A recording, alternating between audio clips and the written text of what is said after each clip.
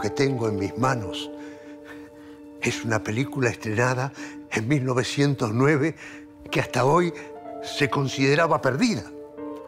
Es una película muda sobre una canción, acerca de la que puede ser considerada la canción más importante de un país, en este caso, de nuestro país. Es una película sobre el himno. Las personas que más saben de cine no la vieron, y los que más investigaron el himno nacional tampoco la vieron. Se podría decir que esta es la historia del hallazgo de una joya. Nadie vio esta película completa durante décadas. Y eso que es cortita. Vamos a compartirla, siempre y cuando podamos restaurarla. Pero de eso me ocupo yo.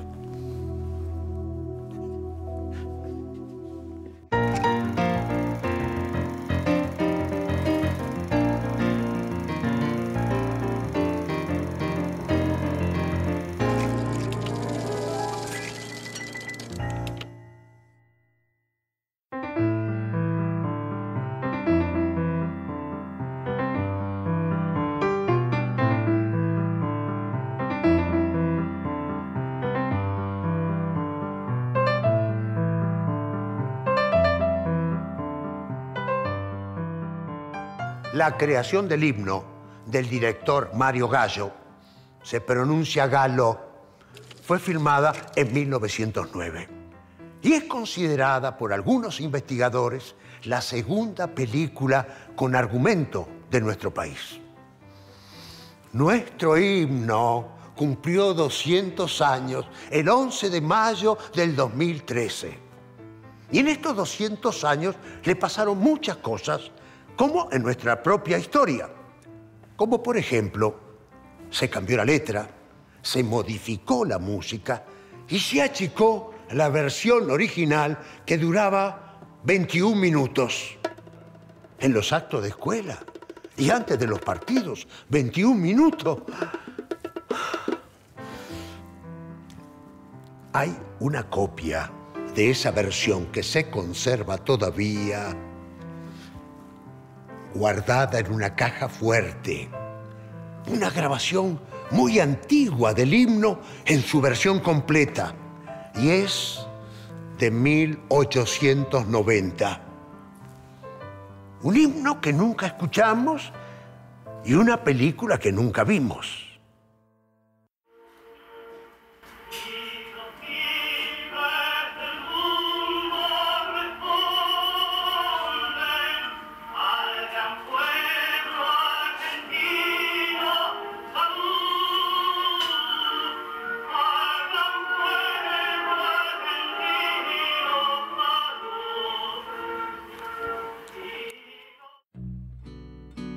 ¿Cuándo se creó el himno? ¿Qué función cumple una canción patria? ¿Es verdad que fue modificado más de una vez?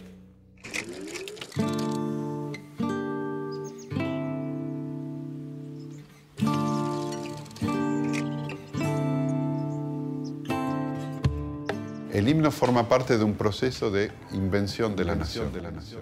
La nación misma es una comunidad imaginada. Quiere decir que es un producto colectivo de un trabajo de invención. Y el himno es una entre otras, ¿no? Una manera de producir esta imaginación colectiva, digamos. Invención de la nación. El primer triunvirato dice que hay que inspirar el inestimable carácter nacional.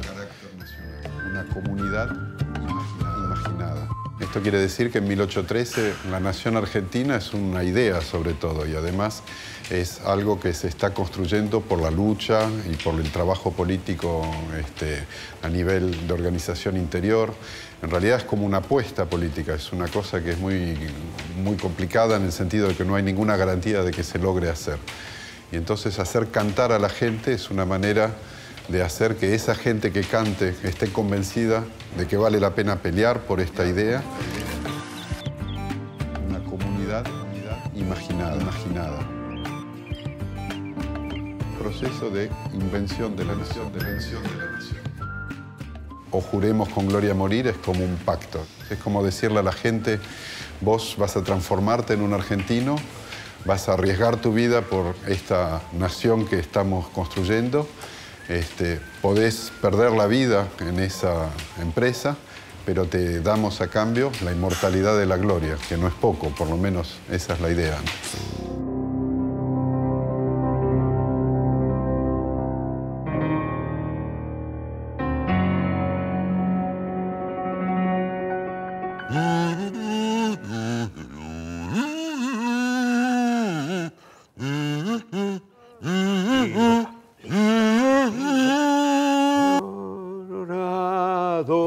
De gloria vivamos. Oh, juremos con gloria morir.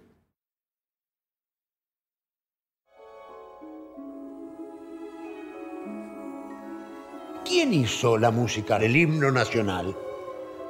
¿Cómo la pagaron? La canción más importante de este país puede haber costado 200 pesos. La música que hoy cantamos es la que compuso Blas Parera. ¿Es verdad que la música del himno la compuso un español? ¿Por qué lo cantamos? ¿De quién es el himno?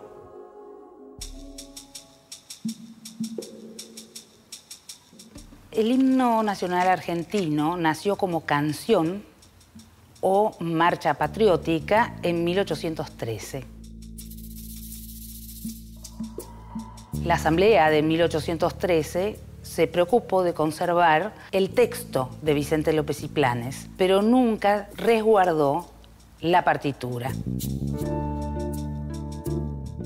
Se conservan algunos manuscritos cuyos propietarios aseguraban que eran de puño y letra de Blas Parera, pero la realidad es que estos manuscritos han sido puestos a prueba en 1828 y no se pudo determinar que los mismos fueran auténticos. Esto es lo que nos pone en un conflicto de 200 años de dimes y diretes en torno a la música del himno. El himno nacional se estrenó el 28 de mayo de 1813 en el Teatro Coliseo. Lo cantaron un grupo de chicos vestidos al traje indiano con una orquesta dirigida por Blas Parera. Esto es lo que se sabe con certeza. Y después hay otra historia. Que es la escena del cuadro de Schubert Casó de la famosa tertulia de Mariquita. La escena de este famoso cuadro está inspirada en dos cuentos diferentes. Uno que tiene que ver con el encuentro entre Remedios de Escalada, la mujer de San Martín, y San Martín mismo, que aparecen en el cuadro, y otra historia que tiene que ver, es así, con la creación del himno como tal, con el texto y la aprobación por la Asamblea del año 13, el 11 de mayo. Lo que hace el cuadro de la tertulia de Mariquita es juntar esas dos historias, y por eso en el cuadro la tenés a Remedios de Escalada cantando ella misma, y si uno mira hacia la derecha del cuadro se ve un militar que es, por supuesto, José de San Martín. Esto es una fábula a estado puro, digamos, es realmente un mito.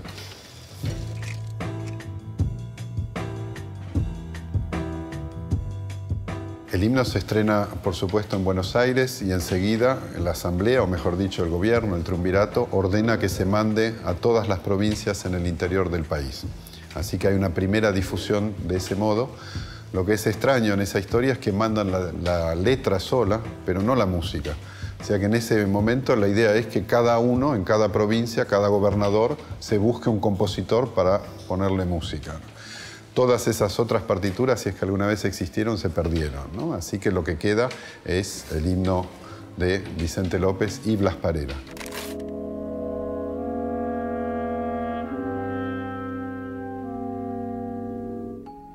Con este himno, efectivamente, San Martín se va a hacer lo que hizo San Martín, y el himno sigue esta trayectoria. Y de hecho se va primero a cantar el himno argentino en Chile, luego en Perú, y hay testimonios de que se lo canta en Panamá. Y en cierto modo sí acompaña no solamente a San Martín físicamente, sino la leyenda de San Martín, la influencia del ejército de San Martín.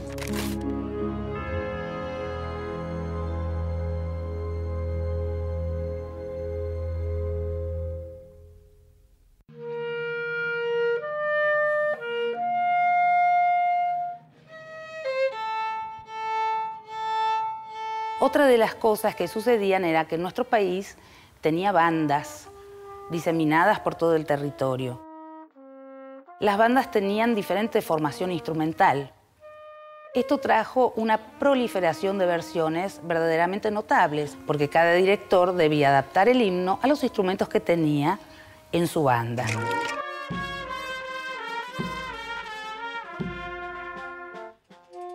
El director de bandas que teníamos hacia 1859 decide encargarle a Esnaola, un músico muy importante, que fije la versión del himno nacional argentino en una partitura. Pero él fallece en 1878 y empieza una verdadera proliferación de versiones en manos de músicos muy calificados que ya tenía la Argentina.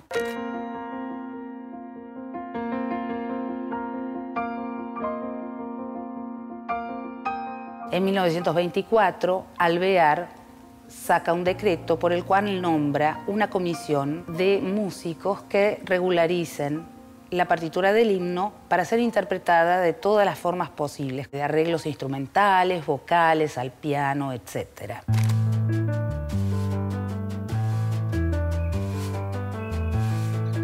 El presidente Alvear, viendo la reacción de la gente, de los argentinos, no tuvo más remedio que dejar la versión que está basada en el arreglo de Juan Pedro Esnaola, versión que fue ratificada por el presidente Farrell en 1944 y que está vigente hasta nuestros días.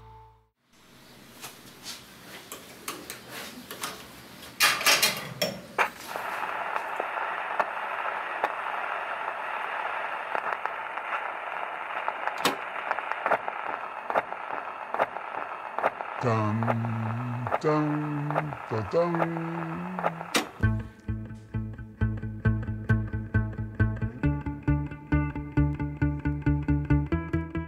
Mi profesión es la fabricación de piezas miniaturas, fundamentalmente engranajes. Y después, bueno, mi hobby fue toda mi vida los gramófonos, los fonógrafos, los discos, los cilindros. Tengo aproximadamente unas 200 versiones del himno. La versión más antigua que tengo del himno nacional es un milagro que se haya conservado sana.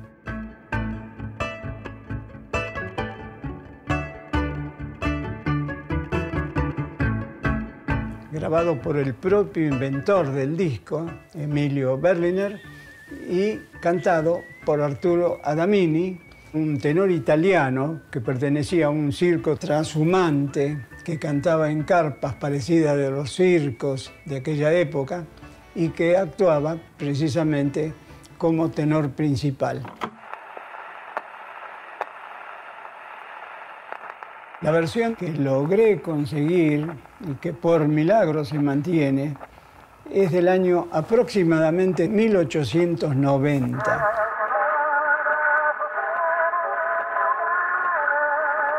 Es la versión más antigua, donde todavía se canta íntegramente esa cuarteta que dice: se levanta la faz de la tierra una nueva y gloriosa nación, coronada su sien de laureles y a sus plantas rendido un león.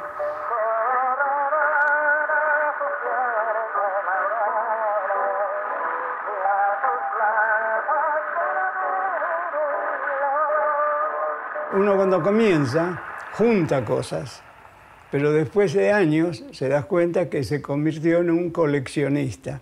Y entonces Ese coleccionista es el que se convierte en investigador, porque quiere saber el origen de todas esas piezas, quiénes fueron los inventores, cuáles fueron los primeros aparatos, etcétera, etcétera.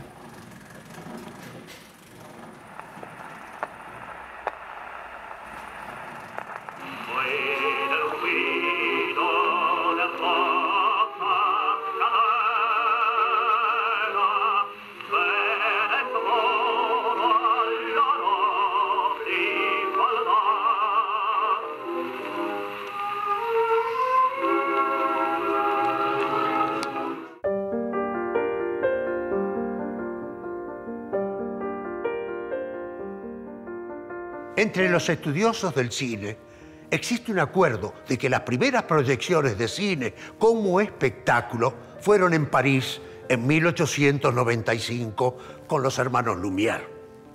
Unos pocos meses después ya se estaba filmando en Argentina. Era el inicio de una tradición que dio y aún da mucho que hablar.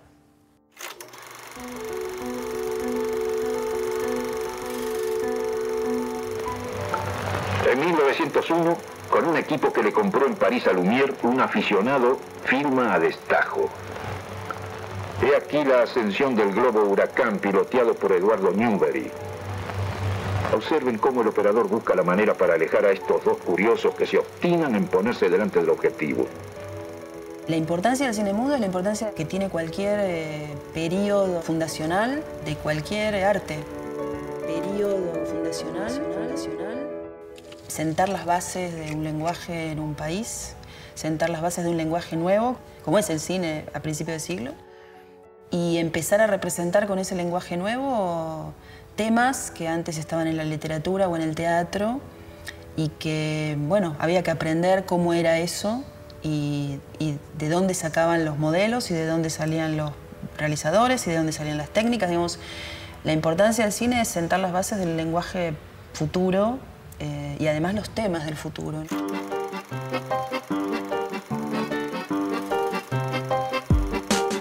En el periodo entre 1896 y 1930 se hicieron 200 películas. El cine argentino produjo por primera vez una película de animación de largometraje. También es pionera del cine científico. En 1901 aparecen las operaciones del Dr. Posadas,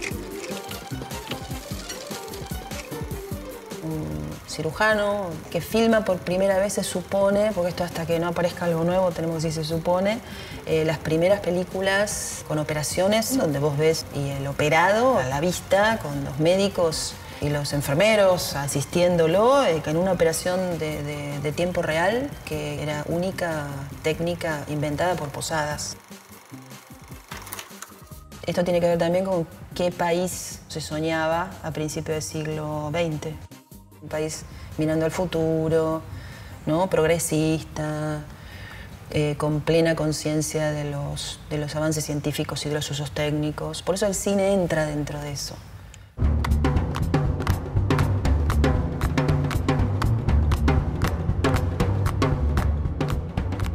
Una parte importante de la historia del cine mudo de nuestro país se preservó en estos depósitos que pertenecen a la Fundación Cinemateca Argentina. Es un espacio cautivante, donde sobreviven algunos de los personajes que lo habitaron. Un edificio de estilo Art Deco que mandó a construir en la década de los 30 Natalio Botana, el creador del mítico diario Crítica. Jorge Luis Borges, Roberto Ar, Raúl González Tuñón, algunas de las personalidades que transitaron este espacio. Jorge Luis Borges, González Tuñón. Lo cierto es que desde hace poco más de 20 años, en este enorme edificio se conservan más de 15.000 películas en fílmico, 50.000 fotos de películas, una colección única de afiches y muchos otros detalles, entre los cuales está el corto La creación del himno.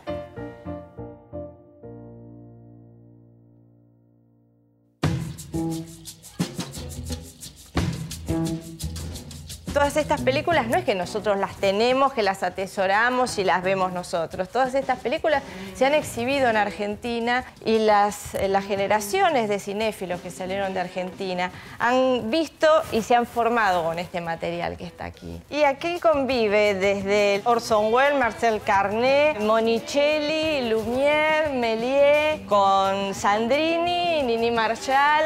Es un perfecto y armónico cambalache.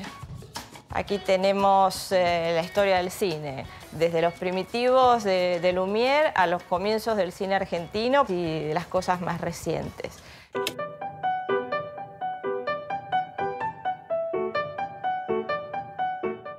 Mario Galo fue un inmigrante italiano que llega al puerto de Buenos Aires en 1907. Producto de toda esa ola inmigratoria que se está dando desde la década del 70 del siglo XIX. A partir de 1909 emprende una serie de filmaciones cortas de tono patriótico en plena efervescencia del centenario, y empezó con el pie derecho porque era un italiano seduciendo a un público con películas históricas, patrióticas.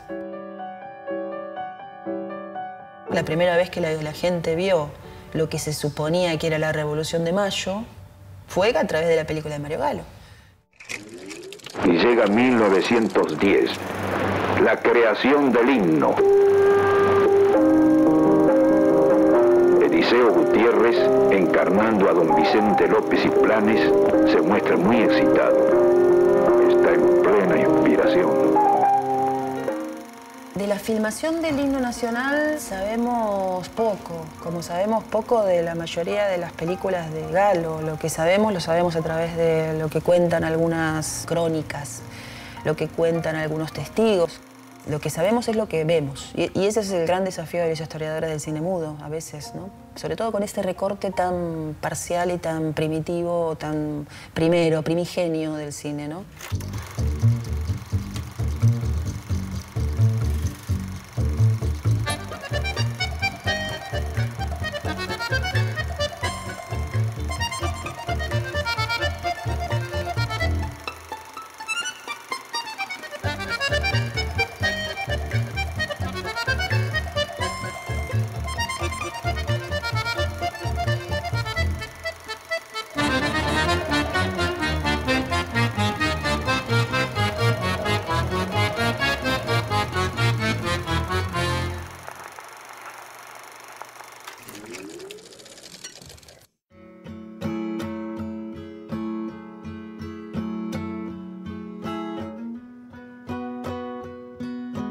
Durante muchos años, las películas de Mario Galo se daban por perdidas. Y así se fue agigantando un mito sobre sus destinos. Sin embargo, en la Cinemateca Argentina aseguran que sus investigaciones siempre tuvieron presente a estos auténticos incunables. La creación del himno nacional y la Revolución de Mayo constan en esos libros de las investigaciones de 1957 y se han proyectado, y en nuestro libro posterior, que es de la investigación que comenzamos en 1984 y se presentó en 1996, ahí están los fotogramas del himno. El cine en Argentina fue un éxito instantáneo. Iba al cinematógrafo el presidente de la Nación, los chicos del colegio, todo el mundo iba al cine. Se veían películas inglesas, películas danesas, hasta películas japonesas. Para mi sorpresa, encontré que en la década del 20, junto con Rodolfo Valentino, había un galán japonés por el cual suspiraban todas.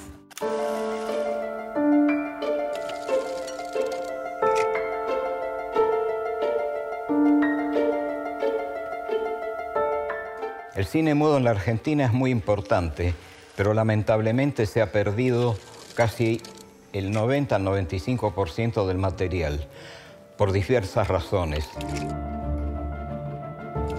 Vigevano ideó una máquina exclusivamente para restaurar y salvar material que transcribía fotograma por fotograma a vuelta de manivela como si fuera una cámara fotográfica. Con el aparato que hizo Vigevano, restauramos Amalia, Mi alazón tostado, algunos noticiosos, La Revolución de Mayo, la del himno y una serie de películas más. Con las técnicas modernas, todo esto se hubiera podido hacer mucho mejor. Pero no nos olvidemos que estoy hablando de la década del 60 y no había otra manera de poderlas hacer.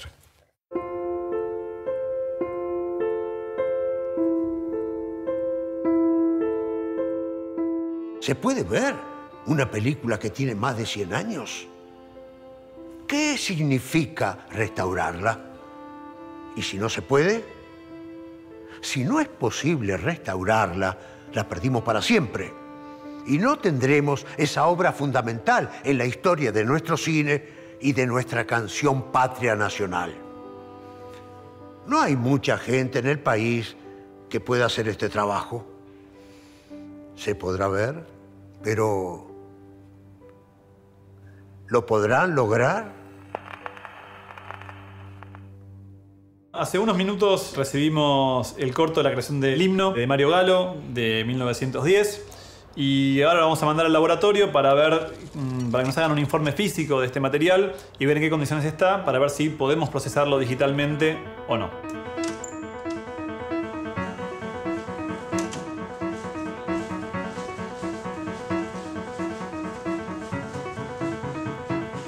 Nuestro trabajo consiste en revisar el material para ver si ese material es posible hacer la restauración. Depende en la condición física que se encuentre el material, que no esté roto, que no le falte cosas, que no esté pegado. Al hacer la evaluación de este material específicamente, estaba en condiciones de ser restaurado, se lo limpia a mano y luego se envía para que se lo restaure.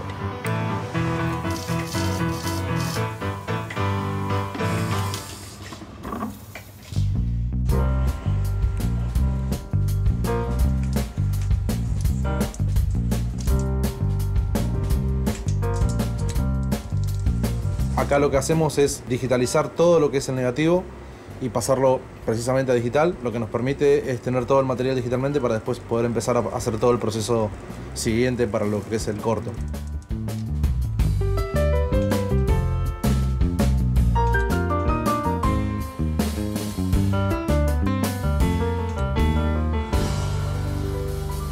Una vez se termina de escanear, que para escanear este material lleva más o menos unas 8 horas, una cosa así, se pasa a un equipo de corrección de color. El trabajo de color que se hace sobre un proyecto blanco y negro, en principio, es ajustar los niveles de la curva, la información de valores de los distintos puntos de gris que existen entre el negro más oscuro y el blanco más claro. El proceso de corrección de color en algo que se va a restaurar tiene dos partes. Una parte inicial en la que se toma como principio balancear esta información. Y en la segunda instancia hay una corrección de color estética. La segunda instancia es posterior al proceso de restauración en el que se anularon defectos técnicos que puede tener el material como el fliqueo.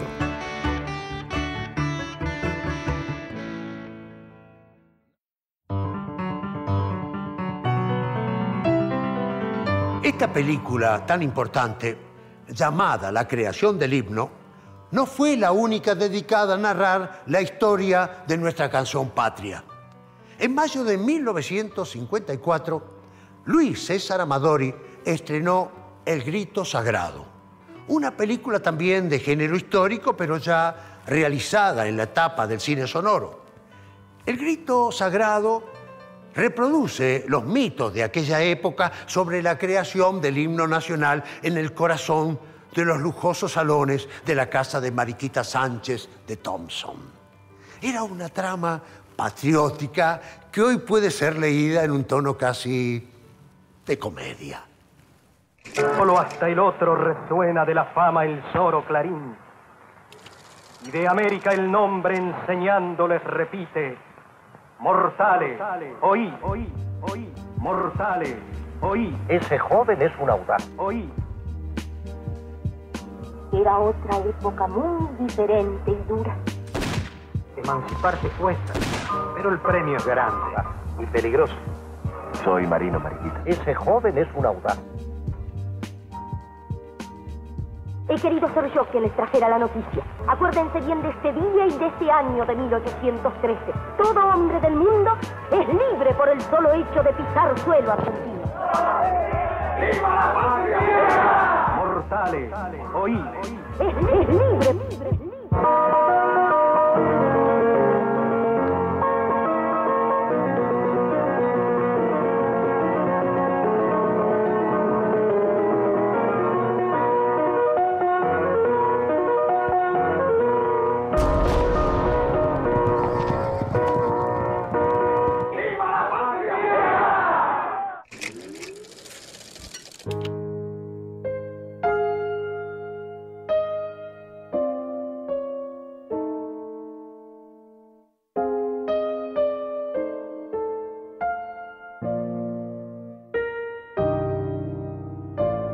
Contar la historia del himno es también contar la historia de nuestro país, que como todos sabemos es una historia cargada de tensiones, acuerdos y mitos. San Martín, Rosas, Perón, ¿cómo se relacionaron con el himno nacional? ¿Cuáles fueron los usos del himno a lo largo de la historia? A lo largo de la historia argentina, el himno de algún modo le sirvió a todos, a los buenos, a los malos, en fin. Hay toda una historia que es la que yo he tratado de explorar y que muestra cómo esa ambivalencia, ¿no? O cómo esa ambigüedad. El gobierno de Rosas lo utiliza muchísimo, está todo el tiempo presente. Y cuando Rosas cae en 1852 con Caseros, llegan sus antiguos enemigos que toman el poder, por supuesto, y se lo van a apropiar y van a tratar de crear una especie de mito, de himno resistente contra Rosas. Y esto es como un modelo de cómo hay todo el tiempo, en función de los diferentes regímenes o de los diferentes gobiernos, la idea de tomar el himno como marca de, miren, la Argentina somos nosotros.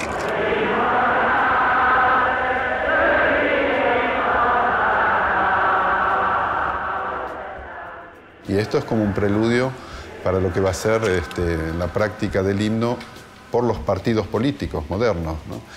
Bartolomé Mitre, ya con su partido, que es un partido moderno que se llama la Unión Cívica, él hace cantar el himno en un acto partidario. Y esto lo van a hacer después, bueno, los radicales en el momento de Irigoyen, los peronistas van a cantar el himno, todos van a cantar el himno, o casi todos. Hay una excepción importante, que son los anarquistas. Pero bueno, me dirán, este no es un partido político como los otros, y esto tiene que ver justamente con esta idea de que durante todo el siglo XX hacer política en la Argentina implica decir eso: yo soy argentino, yo soy la Argentina, y cantar el himno es una manera de decirlo. Y pensar que el himno nació en el fragor de la Asamblea General Constituyente de 1813. Y que se cantó en Chile, Perú y hasta en Panamá, antes de tener sus propios himnos. Ahora, cuando reciba la película restaurada, pienso subirlo a la web para que esta obra llegue lejos, mucho más lejos. Una obra pionera que en versión restaurada quedará al alcance de todos.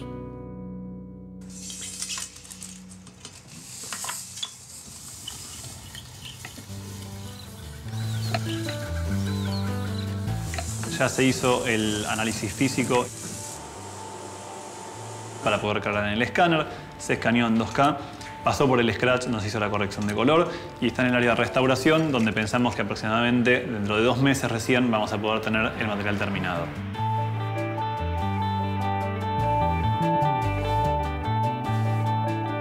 Un material tan viejo tiene prácticamente todos los problemas que pueda tener un material para restauración. Como se ve, tiene de todo la imagen. Fíjate lo que es fliqueo de luz, estabilización, lo que son warps, que son deformaciones de la imagen. Por ahí hay cuadros rotos, cuadros faltantes. En la limpieza manual vamos limpiando, por ejemplo, estos pelitos que aparecen acá.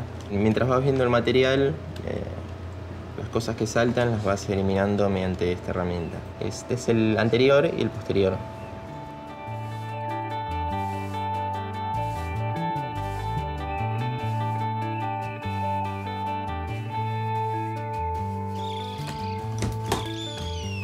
Cuando llega una película de 1910, lo que me ha pasado es decir, 1910, y hubo gente que estaba pensando cómo hacer esto, en ver en los decorados. Yo tengo 37 años y tener una lata de más de 100 años en mi mano, la verdad que es realmente emocionante. Nosotros estamos acostumbrados a trabajar mucho con negativos, pero cuando te llega un material tan viejo y con tanta historia, nada, es realmente importante.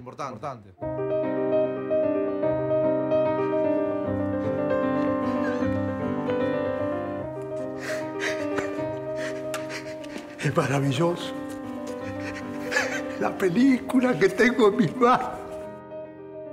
Después de varias horas, de días trabajando, hemos conseguido esta cosa maravillosa que tengo en mis manos. ¿Y qué es lo que tengo en mis manos?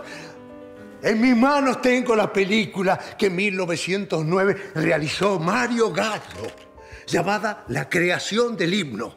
La misma que los historiadores daban por perdida. Sin embargo, aquí está, recién restaurada, para que a partir de hoy comience a formar parte del imaginario audiovisual de todos los argentinos. Hace décadas que no se ve y no quiero esperar ni un minuto más. La creación del himno de Mario Gallo. Sí, por favor, espéreme un segundo. Enseguida vengo. La voy a colocar y vuelvo. ¡Inmortales! ¡El grito sagrado! ¡Libertad! ¡Libertad! ¡Libertad!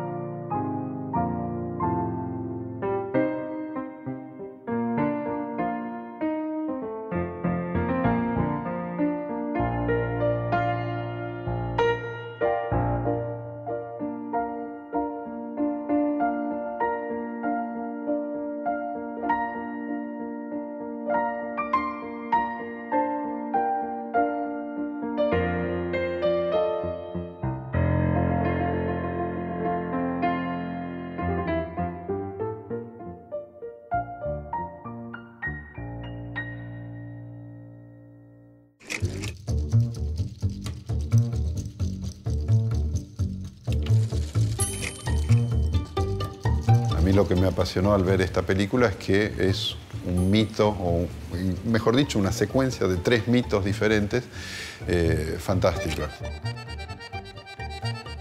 En la primera parte se ve la idea de que hubo 2 himnos compuestos al mismo tiempo, o mejor dicho, escritos al mismo tiempo, que hubo un concurso. Otra cosa que muestra esta película es Vicente López, que escribe solo una viñeta de un artista romántico inspirado. Incluso se lo ve que duda, que se pone entusiasta, en fin. Y después, lo más sorprendente tal vez, es que hay como un remake de La tertulia de Mariquita, pero con un cambio muy importante con respecto a lo que muestra el cuadro. Es que el que canta en la película es José de San Martín.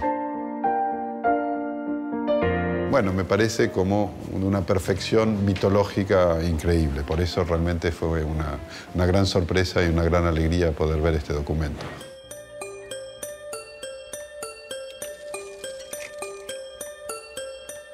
Restaurar el cine de Galo y volver a ponerlo a la luz es volver a poner a la luz no solamente una parte del cine argentino, sino una parte de la historia argentina.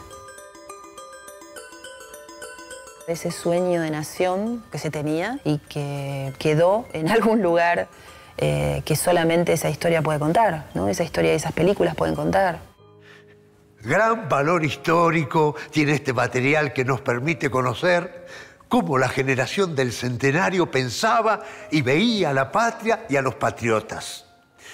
Aquella generación que gobernaba el país en 1909, cuando todavía la Argentina no sabía lo que era la democracia, ni existía el sufragio universal. Una generación que intentaba instalar una idea de pasado común, acorde a los intereses del momento, de plasmar una identidad nacional en un país que se estaba terminando de formar con la llegada de los inmigrantes. Una visión muy distinta a la que tenemos hoy, que podemos pensar en esta canción desde otros valores y seguir pensando que la patria es algo que está en permanente construcción y por eso es tan necesario rescatar los fragmentos del ayer, para que esa construcción sea más completa.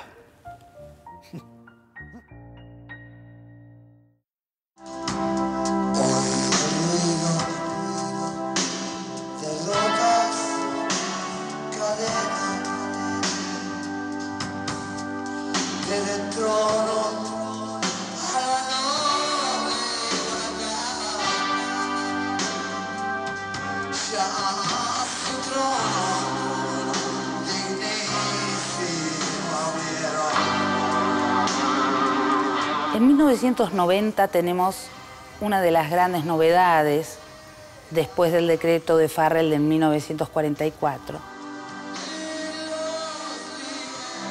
Charly García, en un espectáculo, hace su versión rock del himno nacional argentino. La población se quejó, pero no pasó de cartas a lectores en las publicaciones periódicas de la época. Finalmente, un ciudadano decide hacer un juicio a Charly García por haber, entre comillas, violado uno de los símbolos patrios. Hay dictamen de primera y de segunda instancia en donde se resalta que justamente el decreto de 1944 señala a esa versión normalizada como la versión que debe ser interpretada en los actos patrios. Por tanto, un espectáculo rock en donde se haga una versión personal del himno nacional argentino no está penalizada.